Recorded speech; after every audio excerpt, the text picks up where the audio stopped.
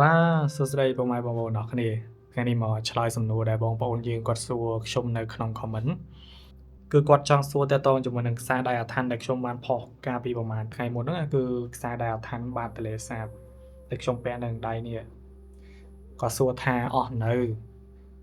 ពេលដែលខ្ញុំផុសហ្នឹងគឺខ្ញុំបានបញ្ជាក់ដែរថាលោកគ្រូរបស់ខ្ញុំគឺគាត់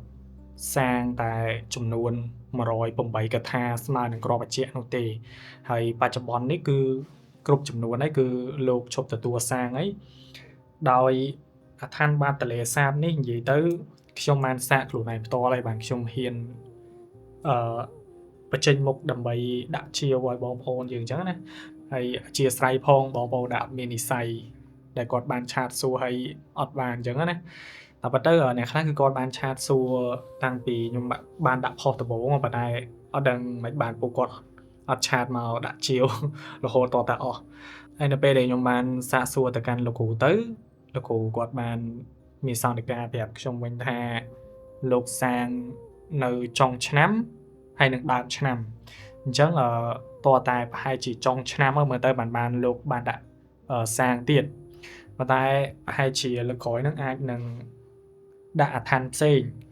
អាចនឹងដាក់អាថ័នបច្ឆេះឬក៏លោកបានរៀបចំហើយណាមួយរបស់តរតែយើងយកទៅសាកសិនតរតែយើងយកទៅសាកហើយធ្លាប់សាកធ្លាប់ដឹងថាអាថ័ននឹងវាការពារបានអត់អីអត់អានឹងបានហ៊ានដាក់ជាវហើយជាក់ស្ដែងអាថ័ននេះគឺខ្ញុំបានសាកផ្ទាល់រួចហើយឥឡូវខ្ញុំនិយាយតាក់ទងជាមួយនឹងអាថ័ននឹងបន្តិចចុះតាក់ទងជាមួយនឹងអាថ័នហ្នឹងគឺពួកខ្ញុំតែងតែយកទៅកប់នឹងដីជុំវិញផ្ទះអ្នកជំងឺហើយនិយាយទៅអាថ័ននេះពិសេសមែនទែនឈ្មោះថាអាថ័នបាតទន្លេសាបបងប្អូនដែលស្ដាប់រឿងរបស់ខ្ញុំពីមុនប្រកាសជាធ្លាប់ស្គាល់អាថ័នហ្នឹងហើយអាថ័ននេះខ្ញុំអត់សុំបញ្ជាអីច្រើនទេដោយសារតែរបៀបថាវាមានរបស់ប្រកបនៅក្នុងនឹងអញ្ចឹងអធិស្ឋានបងប្អូនដែលខ្ញុំអត់បានរៀបរាប់អស់អាថ័ននេះក៏ខ្ញុំចេះចាខ្លួនឯងដែរប៉ុន្តែខ្ញុំអត់ចាខ្ញុំអត់មានពេលចាពោះអាថ័នមួយគឺចាល្អណាស់ព្រោះលោកគ្រូរបស់ខ្ញុំគាត់តែងតែបដៅទូមានប្រាប់ខ្ញុំថារបស់តើតែយើងធ្វើទៅស្អាតធ្វើទៅអសអាថ័នមួយចាទៅឲ្យវាលំអិតហើយជាអសឆ្លាក់អសបុរាណទៅពេលដាស់ទៅពេលប្រើទៅវាបកែអញ្ចឹងណាប៉ុន្តែសម្រាប់អាថ័ននេះគឺលោកគ្រូរបស់ខ្ញុំគាត់អ្នកសាងដោយខ្លួនលោកផ្ទាល់តែម្ដងហើយបច្ចេកបច្ច័យដែលបានជាវបងប្អូនជាវអាថ័នហ្នឹងអត់បានមកខ្ញុំទេណាអធិស្ឋានខ្ញុំគ្រាន់ជួយសបផ្សាយឲ្យគ្រូខ្លួនឯងទេអញ្ចឹងហ្នឹងហើយកុំគិតថាខ្ញុំមិនដាក់ជាវអីអានេះដើម្បីយកខ្លួនឯងអត់ទេណាហ្នឹងហើយខ្ញុំដាក់ជាវហើយណាមួយចង់ឲ្យបងប្អូនមានរបស់ល្អពាក់ហើយមិនមែនថាអួតអាងថារបស់គ្រូខ្លួនឯងអីបកែអីទេមិនមែនទេគាត់ថាអានេះរបស់យើងការពារអំពើអំពាន់ខ្មោចព្រាយអញ្ចឹងឥឡូវហ្នឹងគឺសម្បូរអំពើស្នេហ៍អំពើព្រាយគេធ្វើមកបែបសពគ្រប់បែបយ៉ាងយើងអត់ដឹងទេយើងពេលខ្លះយើងគិតថាយើងសាងតែអំពើល្អអត់មានអ្នកបៀតបៀនកុំគិតអញ្ចឹងបងប្អូនដោយសារតែមានបងស្រីម្នាក់គាត់ធ្លាប់គិតអញ្ចឹងដែរតែចុងក្រោយវាមានរឿងនឹកស្មានមិនដល់ទៅលើគាត់ដោយសារតែមានគេយកផេះខ្មោចយកគេហៅថាអាចឆ្អឹងខ្មោចយកបាច់មកផ្ទះគាត់អញ្ចឹងណាគាត់អ្នករស៊ីហើយគាត់អត់ដែលបៀតបៀនពីណាទេតែដោយសារតែមានមនុស្សចំណែនមានអីចឹងទៅក៏ធ្វើឲ្យគាត់ជួបរឿងដែលនឹកស្មានមិនដល់ហើយរបស់នេះដែលខ្ញុំនិយាយថាខ្ញុំបានសាកខ្លួនឯងផ្ទាល់ហ្នឹងចេះកាលហ្នឹងគឺខ្ញុំទៅធ្វើពិធីមួយលោកគ្រូគឺនៅខាងព្រៃវែងហើយពេលហ្នឹងលោកគ្រូគាត់បានឲ្យខ្ញុំយកសមាភ្លើងហ្នឹងយកទៅបាចនៅជុំវិញផ្ទះហ្នឹងយកទៅបាចជុំវិញផ្ទះហ្នឹងអញ្ចឹងណាហ្នឹងហើយខ្ញុំក៏សូត្រអាថ័នកំចាយសូត្របដូលបត្រៃ3ដករួមជាមួយនឹងអាថ័នបច្ឆេះជាច្រើនទៀតបាចនៅជុំវិញផ្ទះហ្នឹងរួចហើយមកដល់កន្លែងគល់ដើម7ដែលមានព្រាយនៅហ្នឹងខ្ញុំបាចខ្លាំងច្រើនជាងគេហើយខ្ញុំក៏បានចាប់អារម្មណ៍ដែរបន្ទាប់មកក៏ចូលមកក្នុងផ្ទះលោកបានប្រពំពីលើផ្ទះហ្នឹងមកហើយខ្ញុំយកកបោដើរគូសីមាព្រះនៅជុំវិញផ្ទះហ្នឹងទៀតពេលដែលខ្ញុំដើរគូទៅដល់រហូតទៅដល់កន្លែង